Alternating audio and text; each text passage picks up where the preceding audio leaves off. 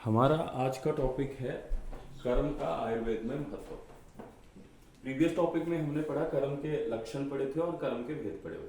उसी की कंटिन्यूएशन है। अगर कर्म 15 नंबर में आता है तो ये सारी चीजें लिखनी है आपको।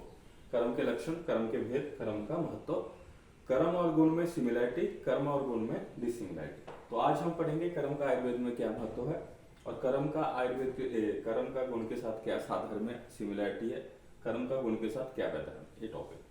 तो इसको शुरू करने से पहले सबसे पहले हमारे पास एक स्टोरी है, 5-6 पॉइंट है उनको याद रखने के लिए।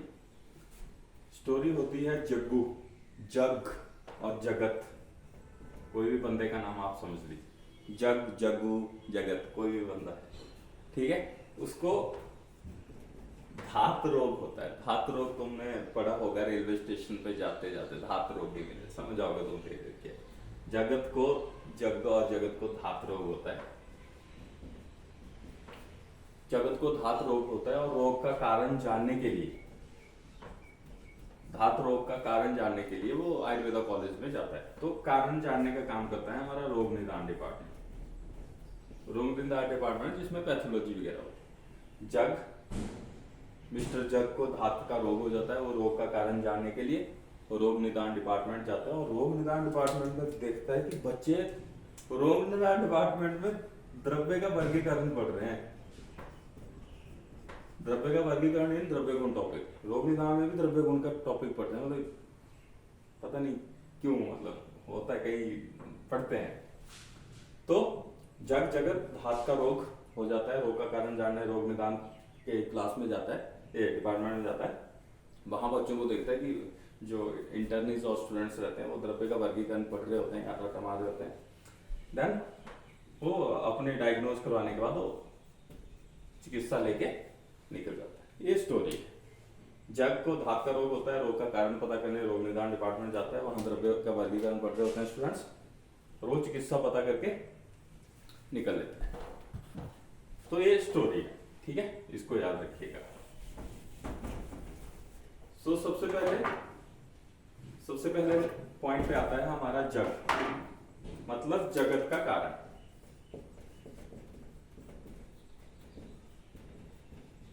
जो कर्म है वो जगत का कारण है। तो षट पदार्थ हैं हमारे, द्रव्य, गुण, कर्म, सामान्य, विशेष और समवाय। ये 6 पदार्थ हैं।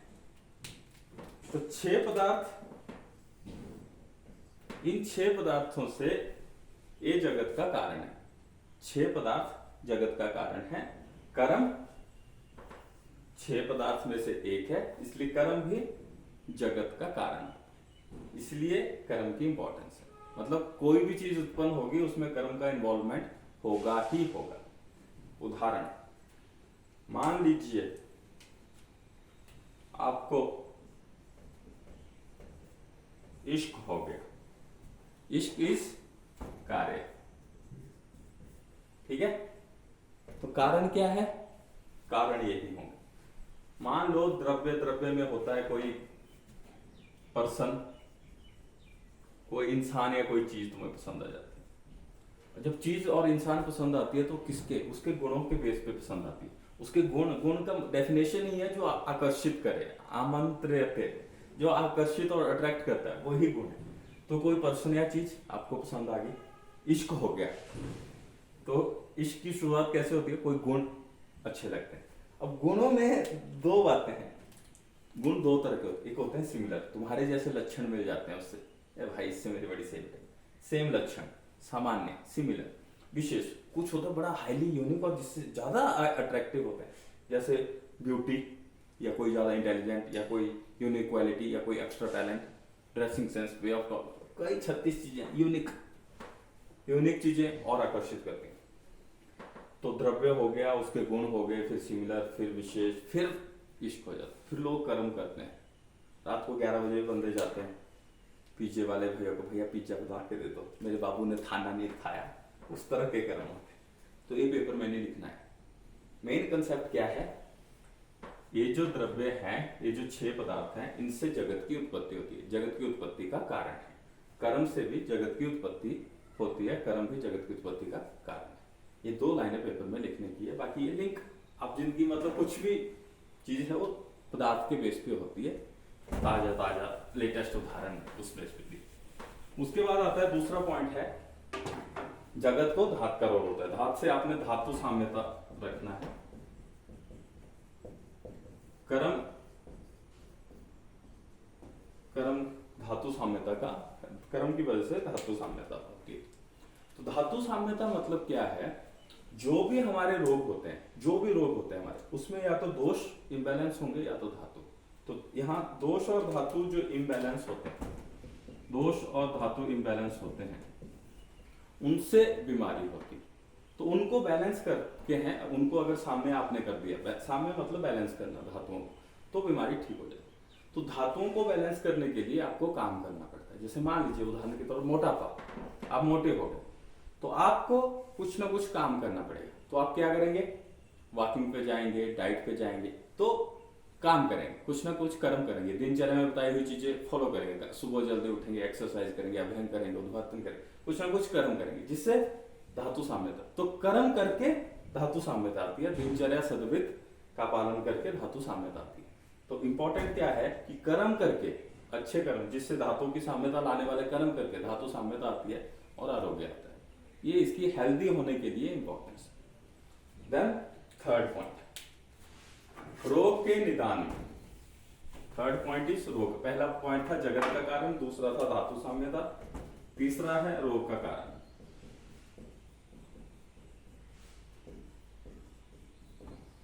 कर्म की रोग में कारणता, कर्म रोग में कारण क्यों। तो 2-3 तरह की बीमारियां, एक तो दोष की वजह से, ठीक है, आपने कोई अनहेल्दी डाइट लिया या अनहेल्दी लाइफस्टाइल हुआ, उसकी वजह से आपको बीमारी, दोषों की वजह। कुछ बीमारियां ऐसी होती हैं जिसमें पैदा होते ही बहुत बड़ी बीमारी होगी, जिसमें हमें कारण ही पता नहीं लगा। तो उसमें आयुर्वेदा लिंक करता है कि कर्म का लिंक है इस बीमारी में, कर्म का। कुछ बीमारियां कर्म की वजह से होती हैं, कुछ रोग व्याधि कर्म की वजह से होती है। तो यहाँ बीमारियों की उत्पत्ति में कर्म एक कारण है। 2-3 तरह की बीमारियां होती हैं जिसमें दोष इन्वॉल्व होते हैं, जिसमें आपको आहार विहार, डाइट एंड क्या लाइफस्टाइल में गड़बड़ करनी होती है, फिर दोष प्रकोपित होते हैं, फिर बीमारी। कुछ दोष प्रकोप भी होते हैं, थोड़ा बहुत कर्म भी होता है, और कुछ में कोई निदान ही नहीं मिलते, कोई कारण नहीं मिलते, आपको बीमारी बहुत बड़ी होती है, तो वो कर्म से लिंक किया है आयुर्वेदा में। तो कर्म की वजह से बीमारियां होती हैं, कर्म रोग का कारण है। ये कर्म की थर्ड इंपॉर्टेंस। कर्म रोग का कारण है, कर्म जगत की उत्पत्ति का कारण है, और कर्म से ही धातु साम्यता आती है। ये 3 पॉइंट हो गए। देन उसके बाद आता है रोग निदान। रोगों को डायग्नोज करने के लिए, रोगों का जो डायग्नोज होता है वो दोषों के कर्मों के हिसाब से होता है, दोषों के कर्म देख के। रोग का जो डायग्नोज होता है, जो बीमारी डायग्नोज करते हैं, दोषों का कर्म देख के। उदाहरण के तौर पर जो वात है, वात दोष का काम है चल, वात दोष का काम है चल, वात दोष का काम है चल। तो मेरा हाथ चल रहा है, हाथ चल रहा है, ब्लैक बोर्ड पे लिख रहा है, बट अगर ये जो मेरा चल है, चल गुण है वात दोष का, इसके कितना चल रहा है उसके हिसाब से डायग्नोज होगा। अगर मेरा हाथ ज्यादा चलने लग रहा है, लाइक दैट, ऐसे हाथ ज्यादा चल रहे, तो वात की चल गुण की वृद्धि होगी, वात का वृद्धि होगी। हाथ मेरा चल ही नहीं रहा, वात का क्षय हो गया। तो अगर ज्यादा एक्टिविटी हो रही है तो चल गुण की वृद्धि हो रही है, वात दोष की वृद्धि हो रही है। अगर कम एक्टिविटी हो रही है तो वात दोष का क्षय हो रहा है। तो इस दोष के क्षय और वृद्धि के जो काम है, जो एक्शन है, उसी से डायग्नोज होगा कि कौन सा दोष बढ़ा है, कहाँ पे बढ़ा है, क्या बीमारी है, क्या ट्रीटमेंट है। तो बीमारी के डायग्नोज होता है दोष के बेस पे, और दोष का जो पता लगता है उनके कर्मों के हिसाब से, मतलब काम कैसे हो रहा है। ज्यादा गति हो गई, वात की वृद्धि, कम गति हुई, वात का क्षय, नॉर्मल गति, वात सही चल रही।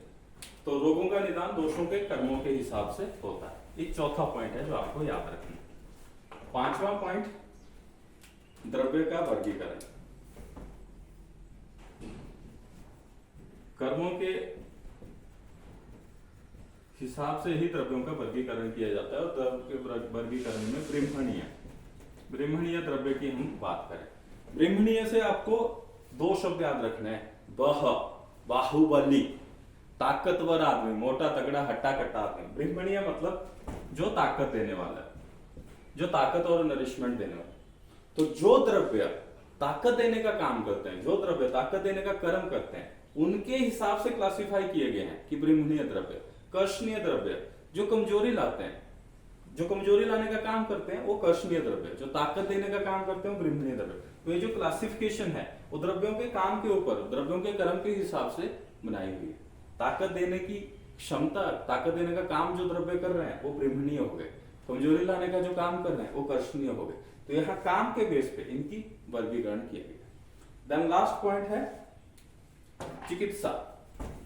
चिकित्सा में आपने एक बहुत कॉमन सा शब्द है जो सबने सुना होता है, पंचकर्म। हेडिंग है चिकित्सा, कर्म का चिकित्सा में महत्व। तो पंचकर्मा, ये पंचकर्मा, क्षारकर्मा, अग्निकर्मा, ये जितने भी कर्म है ये कर्म के बेस पे होते हैं। यहाँ कर्मा की इंपॉर्टेंस होती है।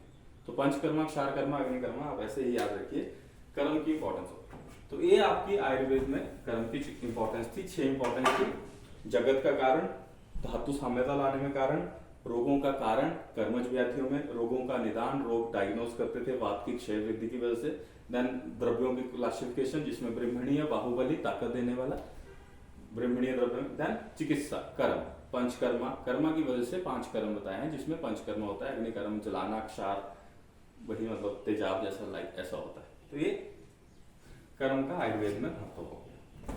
अब आता है नेक्स्ट पॉइंट, गुण और कर्म में क्या सिमिलरिटी। 2 नंबर में आ जाता है कई बार ये क्वेश्चन।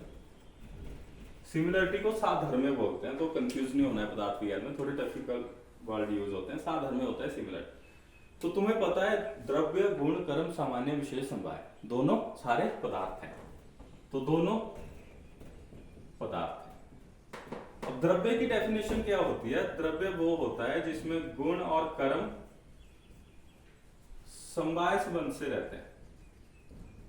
मतलब गुण और कर्म दोनों बिल्कुल हमेशा रहेंगे ही रहेंगे, उसी को द्रव्य बोला जाता है। जिसमें गुण और कर्म नहीं होंगे उसको द्रव्य नहीं बोलते। तो दोनों द्रव्य में रहते हैं, आश्रित होता है रहना। दोनों पदार्थ हैं, गुण भी कर्म भी, दोनों द्रव्य में रहते हैं। तीसरा, दोनों स्वतंत्र नहीं है। स्वतंत्र मतलब इंडिपेंडेंट एग्जिस्टेंस नहीं है। ये दोनों द्रव्य के साथ ही मिलते हैं, द्रव्य में ही मिलेगा। दोनों इंडिपेंडेंट एग्जिस्टेंस नहीं है दोनों द्रव्य। ये देखिए ब्लैक बोर्ड है, इसमें आपको गुण भी दिख रहे हैं, कर्म भी दिख रहे होंगे, पर इंडिपेंडेंट एग्जिस्टेंस नहीं है इनका। मैं क्या बोल रहा हूं, ये जो हरी स्याही है इसका, ये जो हरी स्याही है इसका पेन के बिना, मार्कर के बिना एग्जिस्टेंस नहीं है। अगर फिर स्याही की डब्बी, बिना डब्बी के एग्जिस्टेंस नहीं, लाइक दैट। तुम कंफ्यूज मत होना, दोनों पदार्थ हैं, दोनों द्रव्य में आश्रित रहते हैं और दोनों स्वतंत्र एग्जिस्टेंस नहीं है। बस इतना याद रखना, कंफ्यूज मत हो, कंफ्यूज हो सकते हो। तो ये था द्रव्य और गुण में साधर्म्य। दोनों पदार्थ हैं, दोनों द्रव्य में आश्रित हैं और दोनों स्वतंत्र नहीं। अब आता है वैधर्म्य, मतलब डिसिमिलरिटी। ये बहुत आसान है वैधर्म्य। तुम्हें बस कर्म के बारे में लिखते जाना है और दूसरे को ना करते जाना है। कैसे? पिछला वीडियो देख लीजिएगा। कर्म चेष्टावान है, मतलब कर्म में मूवमेंट होती है, गुण में मूवमेंट नहीं होती। कर्म में मैंने पिछले वीडियो में बताया था कि संयोग और विभाग का कारण है। जैसे मैं लिखने का काम कर रहा हूं तो मेरा पहले तो ये पेन है, पेन से मेरा हाथ का संयोग हुआ, फिर ये ढक्कन का वियोग अलग हुआ, फिर पेन यहां लगा, ठीक है, फिर यहां संयोग हुआ, ब्लैक बोर्ड के साथ इसका संयोग हो रहा है, फिर यहां से विभाग हो रहा है, फिर संयोग हो रहा है, फिर विभाग हो रहा है। संयोग होना है मिलना, विभाग होना है मतलब अलग होना। तो संयोग विभाग का कारण, कर्म संयोग विभाग का कारण है, गुण संयोग विभाग का कारण नहीं। जो कर्म है वो मूर्त द्रव्यों में मिलता है। मूर्त मतलब मेरे को याद है लिविंग बीइंग, जिनमें जान है, प्राण है, जो चल फिर सकते हैं, ठीक है, जिनमें प्राण है, लिविंग बीइंग। गुण मूर्त अमूर्त दोनों में होता है, लिविंग नॉन लिविंग दोनों। अब मारकर बेचारा कौन सा जिंदा है, बट गुण है इसमें, ठीक है। बट कर्म मूर्त द्रव्य। अब कर्म करवाना है तो मेरे जैसे जिंदा आदमी के हाथ में होना चाहिए तभी चलेगा, राइट। तो कर्म चेष्टावान है, कर्म संयोग विभाग का कारण है, कर्म मूर्त द्रव्य है, गुण नहीं है। और एक और पॉइंट क्या रहेगा,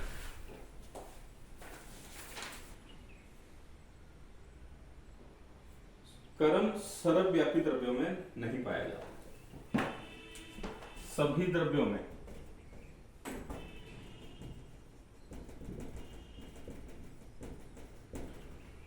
कर्म सभी द्रव्यों में नहीं पाया जाता, गुण सभी द्रव्यों में पाया जाता है। गुण सभी द्रव्यों में पाया जाता है और कर्म सभी द्रव्यों में नहीं पाया जाता, क्योंकि कर्म सिर्फ मूर्त द्रव्यों में पाया जाता है, गुण मूर्त अमूर्त सभी द्रव्यों में पाया जाता है। तो ये हमारा वैधर्म्य हो गया। कर्म चेष्टावान है, संयोग विभाग का कारण है, गुण संयोग विभाग का कारण नहीं है, कर्म मूर्त द्रव्य है, गुण मूर्त द्रव्य नहीं है, और सभी द्रव्यों में कर्म नहीं पाया जाता, गुण सभी द्रव्यों में पाया जाता। तो इस तरह हमारा ओवरऑल कर्म का 15 नंबर का टॉपिक रेडी हो गया।